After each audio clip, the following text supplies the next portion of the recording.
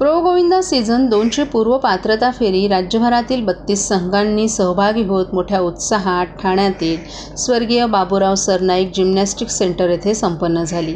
यावेळी आमदार प्रताप सरनाईक आणि प्रो गोविंदा लीगचे अध्यक्ष पूर्वेश सरनाईक, माजी नगरसेविका परिषा सरनाईक तसंच डोम सिनेयुग कंपनीचे संचालक अध्यक्ष मोहम्मद मोरानी, डोम एंटरटेनमेंटचे व्यवस्थापकीय संचालक मजहर नाडियादवाला आदी उपस्थित होते। पूर्व पात्रता फेरीत राज्यभरातील एकूण 32 गोविंदा पथकांनी सहभाग घेतला।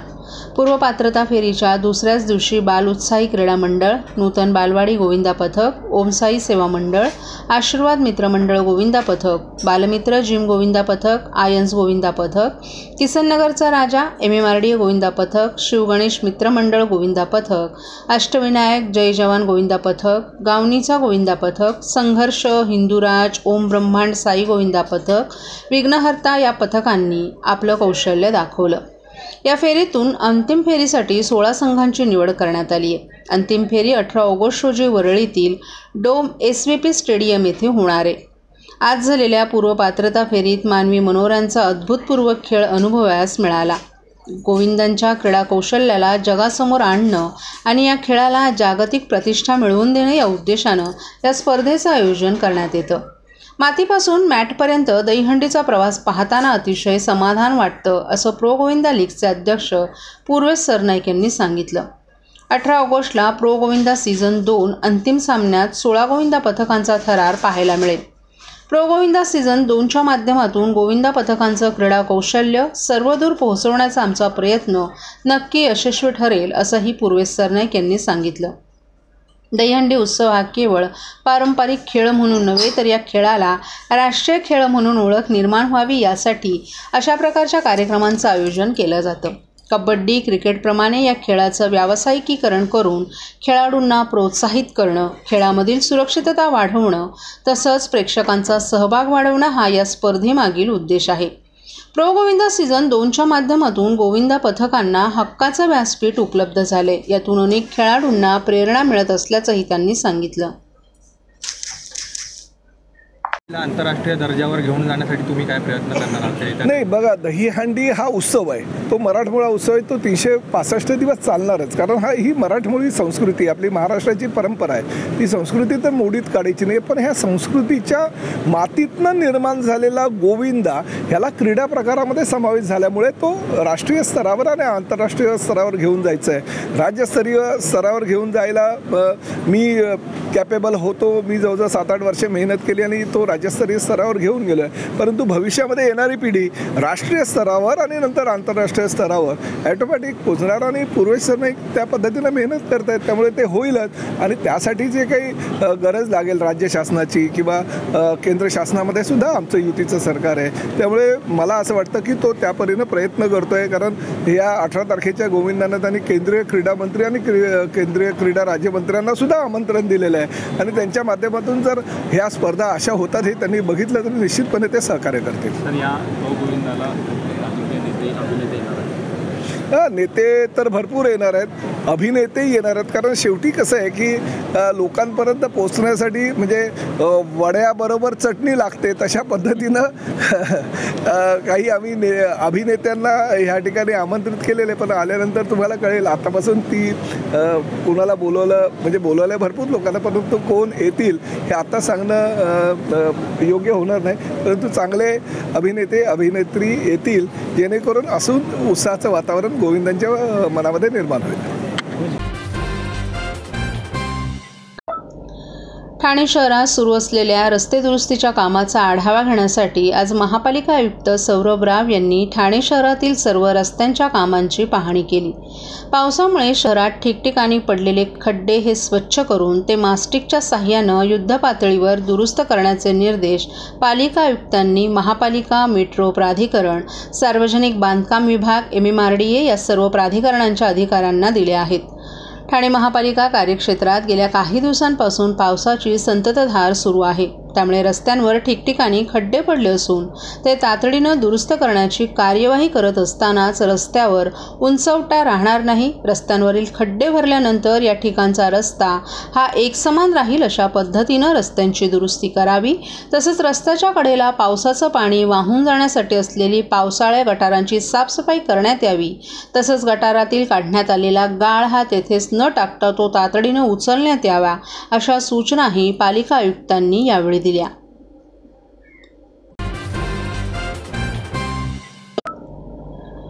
ठाणे जिल्ह्यातील जलस्रोतांचं बळकटीकरण करण्यासाठी गाळमुक्त धरण आणि गाळयुक्त शिवार योजना राबवण्याचं काम जिल्हा परिषदेच्या लघु पाटबंधारे विभागामार्फत मागील वर्षापासून करण्यात येत आहे. सन 2024 आणि 2025 या वर्षात मुरबाड, शहापूर, अंबरनाथ, भिवंडी आणि कल्याण या 5 तालुक्यात पाझर तलाव आणि गाव तलावांचे एकूण 50 तलाव गाळमुक्त करण्याचं नियोजन करण्यात आले. जून 2024 पूर्वी जिल्ह्यातील एकूण 8 तलावातील गाळ 22,050 क्युबिक मीटर गाळ काढण्याचं काम पूर्ण करण्यात आले. या 8 तलावातील पाणीसाठा 2,20,50,000 लिटरनं वाढ झाली आहे. तसंच जिल्ह्यातील 42 गाव तलाव आणि पाझर तलावांची कामं मार्च 2025 अखेरपर्यंत पूर्ण करण्यात येतील अशी माहिती लघु पाटबंधारे विभागानं दिली आहे. गाळमुक्त धरण आणि गाळयुक्त शिवार या योजनेअंतर्गत मुरबाड तालुक्यातील 5, कल्याण तालुक्यातील 2, शहापूरमधील 1 अशी एकूण 8 तलावं जून 2024 पर्यंत पूर्ण करण्यात आली आहेत. ग्रामीण भागातील 5 तालुक्यात 65 सिंचन आणि पाझर तलाव आहेत. लघु पाटबंधारे विभाग यांच्याकडील आजपर्यंतच्या आकडेवारीनुसार जिल्ह्यातील तलावांचं प्रकल्पीय पाणीसाठा क्षमता 18,407 घनलक्ष मीटर असून सद्यस्थिती उपलब्ध पाणीसाठा 16,480 घनमीटर आहे. महाराष्ट्रातील भगिनींना आधार देणारी राज्य शासनाची मुख्यमंत्री माझी लाडकी बहीण योजना. या योजनेअंतर्गत अल्प उत्पन्न गटातील 21 ते 65 वयोगटाच्या भगिनींना मिळणार दरमहा 1,500 रुपयांची मदत. अर्ज करण्यासाठी 31 ऑगस्ट 2024 पर्यंत मुदतवाढ. कुटुंबाचं वार्षिक उत्पन्न 2.5 लाख रुपयांपेक्षा कमी असलेल्या महिला पात्र. कुटुंबाकडे पिवळं किंवा केशरी रेशन कार्ड असल्यास उत्पन्नाचा दाखला आवश्यक नाही. पांढरं रेशन कार्ड असेल किंवा रेशन कार्ड नसेल तर कुटुंबाचं वार्षिक उत्पन्न 2.5 लाखांपेक्षा कमी असल्याचा दाखला आवश्यक. योजनेसाठीचा ऑनलाईन अर्ज नारी शक्ती दूत ॲपवरून किंवा पोर्टलवर भरता येईल. ज्या भगिनींना ऑनलाईन अर्ज भरता येत नसेल त्यांच्यासाठी अंगणवाडी, ग्रामपंचायत, वॉर्ड ऑफिस, सेतू सुविधा केंद्रामध्ये किंवा आशाताई बचत गटाच्या CRP यांची मदत उपलब्ध. आता आपल्याला अभिमानानं म्हणता येईल, सुखी आणि सुरक्षित आहे माझी लाडकी बहीण.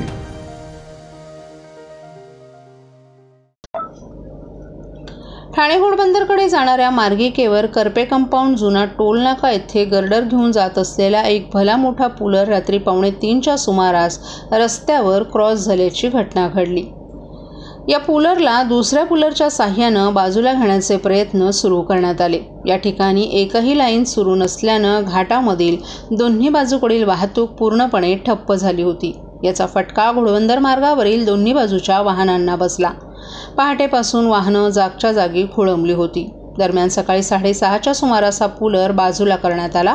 मात्र यामुळे प्रचंड वाहतूक कोटी खोळंबल्यानं बॅकलॉग वाढला होता. त्यामुळे अद्यापही मोठी वाहतुकीची कोंडी घोडबंदर मार्गावर दिसून येत आहे.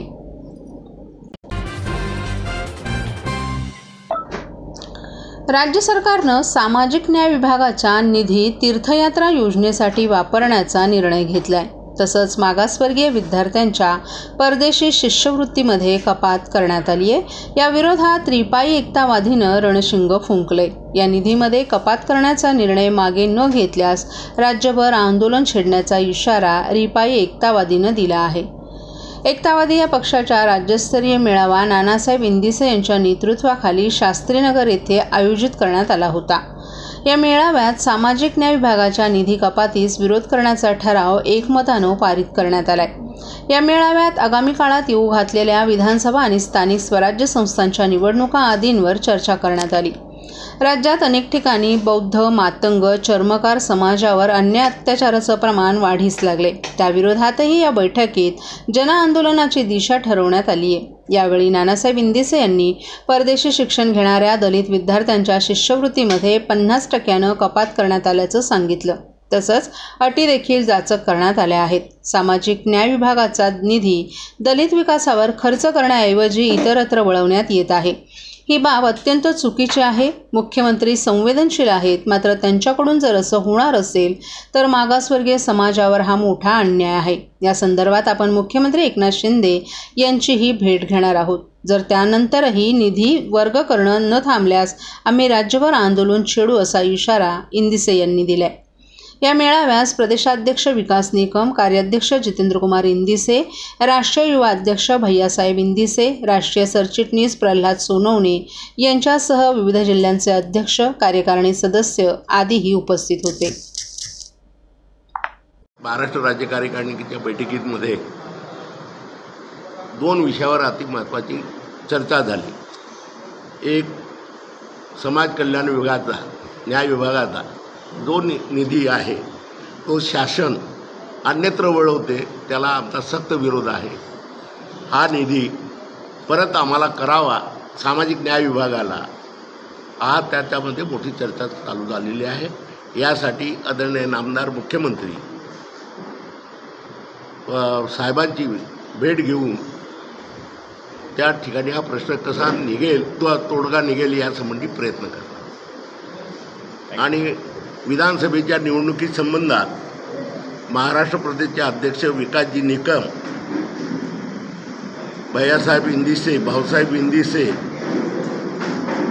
प्रल्हाद सोनवणे हे 5 लोकांची एक समिती आहे. ती समविचारी पक्षाची चर्चा करून पुढील प्रश्न निकालात काढते. ना किती जागा राहणार किंवा मग कोणाशी बोलणार आहात काय? नाही तर ते आता हे समिती ठरवेल. समविचारी पक्ष युतीशी बोलण्याचा प्रश्नच येत नाही. विचार झाला तर महाविकास आघाडी चालेल.